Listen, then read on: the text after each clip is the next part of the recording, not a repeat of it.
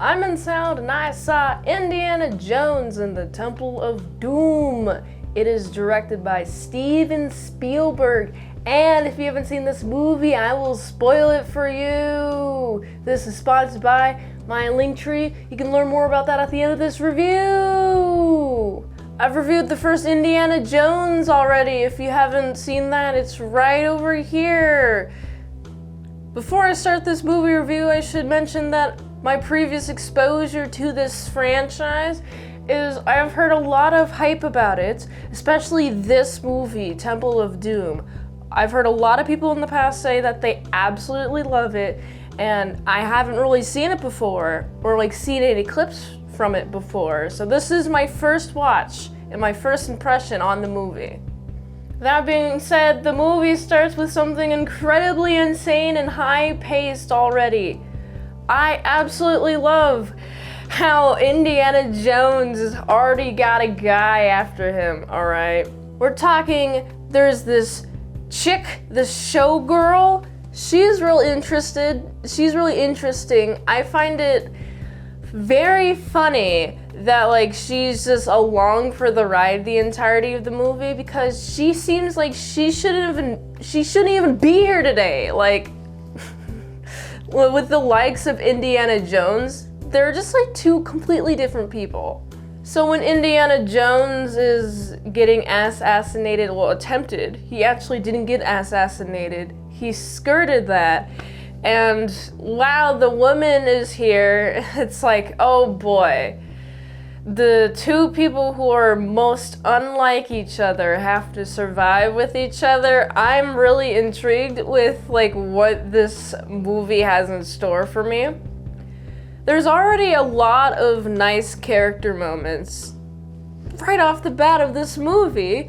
Alright, there's a lot of quirks that Indiana Jones and this showgirl has, and honestly, I just like calling her showgirl, so I'm gonna keep calling her showgirl. All these hijinks causes them to just chill in a plane, and it's how could you trust anyone who just has a plane for you? Oh yeah, just take this plane, sir. And it's did you buy tickets, Indiana Jones? I don't see a ticket. I wouldn't trust this plane just escorting you here. What if they decide to ditch and drop all the fuel? Oh wait, that's what they did! Oh my goodness, man, they sure learned, didn't they? I really like how it's this showgirl who notices first that the pilots are gone, because personally, I would think Indiana Jones is more aware, but he's also asleep, so it's kind of hard to be aware in your environment when you're asleep. But I personally would think that Indiana Jones would have a third eye sense, but he's also not superhuman. So it's very fun covering the human quirks that he has. And by human quirks, I mean these little things that he misses that the showgirl does not miss at all. It's quite interesting, their dynamic.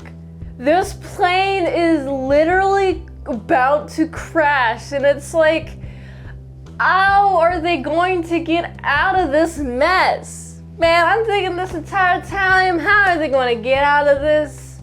I just feel the movie is how are they going to get out of this, the movie. That should be the title. Totally creative thinking by me, for sure. I find it also very interesting that Short Round is a cool character. I feel Short Round's purpose for a character is to add some comic relief and to provide basically what the audience is saying the entire time. I noticed while watching this movie, Short Round is saying stuff get out of there, lady, get out of there. No, stop that, stop it. And Short Round was saying those things while I was screaming those things at the TV. I really do like how they fall from the sky and are in a village now. And these villagers are oh, you guys are supposed to be here. Bless bless, big old bless, and Indiana Jones is like, nope, I'm not supposed to be here today. Actually, you caught me on my off days, but I really do think that through some sort of manifestation, through their prayers, that Indiana Jones was actually supposed to be there that day. I like how hesitant he is to help these villagers, and it only takes like a little bit of convincing to actually help these fellows. Would I help them? No, I wouldn't. That's because I'm a bad person, and I would listen about the rock that was stolen and keep it for myself. Also, when I first heard about the artifact that was stolen, part of me was like, this cannot be real. This life stone, essentially, it cannot. No, I'm in denial. It shouldn't exist. But like, they believe it. They believe in it. So maybe their belief in it is what powers the stone. Maybe the stone is miraculous itself. Or maybe like the stone feeds on the faith of people around it, and so it provides some sort of like, oh, faith equals growing. Basically in the same way that plants take oxygen, well, I guess the carbon dioxide and put it into oxygen. Something like that. Maybe it's that process. But I'll never know about these stones. All I know is that, a bunch of these raiders kidnapped a bunch of children, which is bad. You shouldn't kidnap children. I didn't think I had to say this or explain this, but you shouldn't kidnap children. You shouldn't force them into slavery. You shouldn't have an underground cult. And guess what all these dudes are doing? They're having an underground cult. And with this underground cult is this really big temple. And it's like really big. And it has a bunch of riches. And it's like, why do you have this weirdly out of place rich object? I'm calling the house an object because it is. It might as well be gold at this point, because like the villagers don't have this big house. They got like these huts. They got like stick forts or whatever. So I just find it very odd that there's this weird temple here. It makes me sus. It's also really sus when someone tries to assassinate you and you find a hidden tunnel and then you hit a cult and then those cult are sacrificing people and it's like, oh my goodness, get out of there, you're gonna get sacrificed. Oh wait, you got caught and now your chick is being sacrificed, or the ritual is happening for her to be sacrificed. But I really like how Indiana Jones is there in time to save the showgirl. Man, this showgirl needs to learn perspective. Seeing this showgirl complain about her nails, and I look at my nails and I'm like, I don't have any. And this chick's like, my nails are dying. It's annoying. It's annoying. She's complaining about her nails and like, oh, I don't get to eat this specific type of food that I get to eat. Meanwhile, this village has no food. They gave you all of their food for you to eat, and you're not eating it. It's disrespectful. Indiana Jones has a solid point, all right? I just think the showgirl during the entirety of this movie is so, what is the word, lack of perspective? I wouldn't call it lack of foresight, but like, it just seems insensitive. She's insensitive, she has no perspective, complaining about her whiny life, which is full of first world nice comedies, amenities. Man, I don't like her that much. She doesn't really change that much throughout the course of the movie. Personally, I find it hilarious that she was chosen for this sacrifice. And I really hope that this sacrifice has taught her a nice little lesson on appreciating your life as you have it now. Because look, these villagers have a terrible life and they're still giving you food.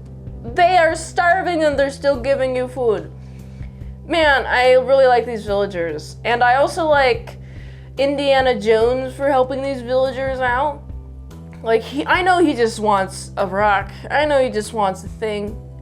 But it's alright, because he's helping a village out. Whether he wants to help this village out is, honestly, I don't really necessarily think he wants to. I just think he's just trying to have the village help him in order for him to get out of the situation. And when he does retrieve this nice little rock, it is shown that the village actually will prosper because of this rock's presence. And it's like, interesting.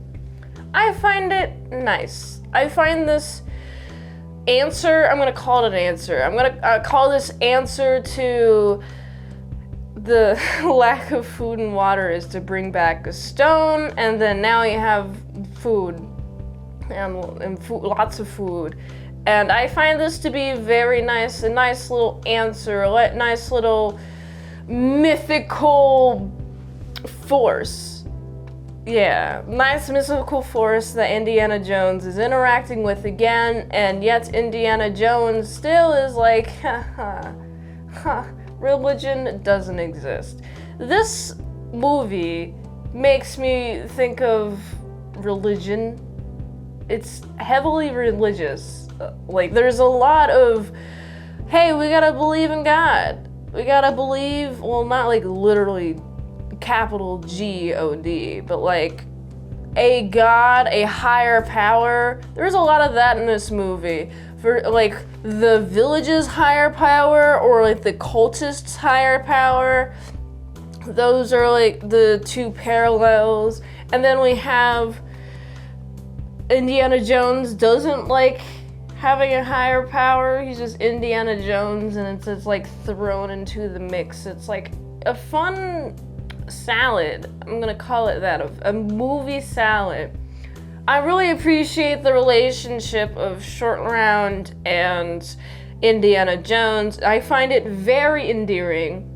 I like how the showgirl learns to like Indiana Jones and Short Round a lot because, well, first of all, she has to, but it grows on her, and then the ending is very nice when they helped save the village. There's a lot of tense action moments that I found to be very tense and actiony, and I felt a lot of emotions watching this movie. I felt like this was a very, very fun movie. I would definitely like to watch this again. Compared to the last Indiana Jones, I like this Indiana Jones just slightly more. So I'm gonna give this movie a solid oh man. I'm gonna give it a solid 8.7 out of 10. If you like this review, watch another one. YouTube really likes that. You can also like, comment, subscribe, share this video with everyone you know. The ultimate goal of this channel is for me to become an expert movie reviewer. So if I haven't reviewed it on a channel, there's a chance I haven't even seen it at all. If you'd like to request a movie in the comments below, you can do that. You can fast track a movie review at patreon.com/ASEPresents. $20 a month for one movie review per 1 month. $3 a month how to draw a Pokemon tutorial. Posted early on patreon.com/ASEPresents. And if you'd like to help support the daily grindiness of all these daily movie reviews, you can go to this link here to find the way that you can help support the daily grind of all these daily movie reviews. So you can go here. And until next time, I'm Mint Salad. So I'll see you later, my salad croutons and bacon bits.